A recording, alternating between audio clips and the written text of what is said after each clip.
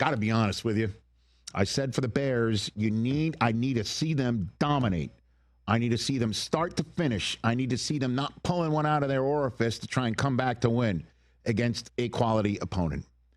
Man, I really wanted to see Aaron Rodgers in Soldier Field. I bet you Bears fans wanted to see him too, because they've been playing really well. And Ben Johnson is cooking up a team that is believing.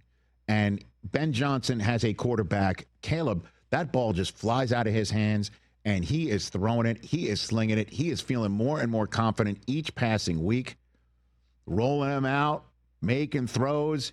He's making smart decisions, not turning it over even though he lost a fumble. But the touchdowns are coming in bunches, and the comeback wins are coming in bunches.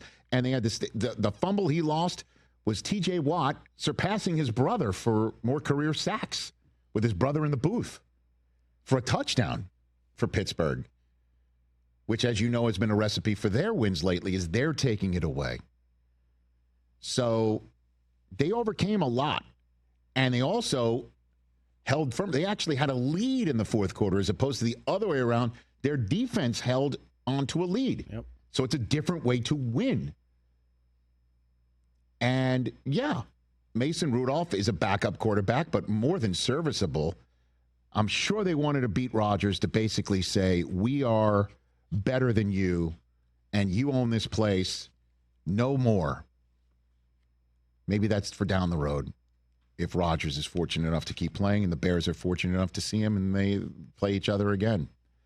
But they got to be feeling good about themselves. What a big-time win for the Bears again. And Caleb had this to say afterwards.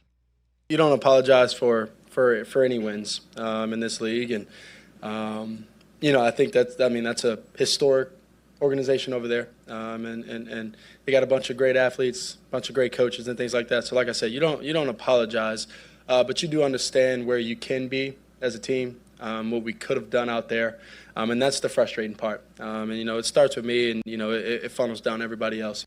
Wow, he's now in the business of saying it's not pretty, but we're not going to apologize. So he beats Tomlin and then robs his line. We're not going to apologize for winning. Oh wow.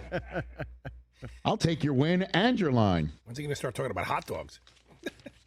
I can't give you all the ingredients to the hot dog you might not like. 5 games now the Bears have won this year when they've been trailing in the final 2 minutes of regulation. But this time, as I said, they didn't have to. But this is the way you win, man. As again, the Chiefs come up with the W this past week. They were the kings of the one-score game victories last year, 12-0 in those games. They hadn't won a single such game until this past weekend. It was their first of 2025. The Bears are now 6-1 in one-score games, and they've won those 6 times all in a row in such an instance. The last time the Bears had such a winning streak in one-score games, they won the NFC title. It was when Sexy Rexy took them to the Super Bowl. No, the other thing, too, the Bears, right, doing it with, 4 of their top linebackers didn't play. That's right. It's almost like they were holding, tryouts for anyone who could come play. And then they had DeMarco Jackson, and I hope I'm saying this right, watching the game yesterday, Amen Obongamiga. Oh, good job. Hey, man, you got to you also have to give it up to our friend of the program, Ryan Poles. Not just because he once saw somebody who thought I was Ryan Gosling.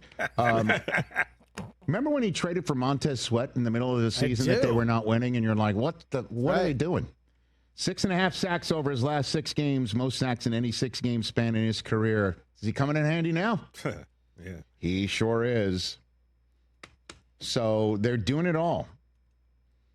Caleb's 3rd game with 3 or more passing touchdowns and no interception this year, tying 2 quarterbacks in the history of the Chicago Bears for most such games in a single season. Their names are Dave Craig and Eric Kramer.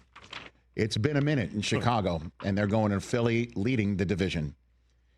And they're also doing it with a kid at running back. Again, if you want a running back in the draft, just wait to the 7th round, take someone from Rutgers, right?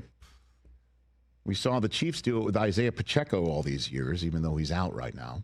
Hey, you made it all the way to the end. Thanks for that. Check us out every single day streaming live on Disney Plus and the ESPN app 12 to 3 Eastern.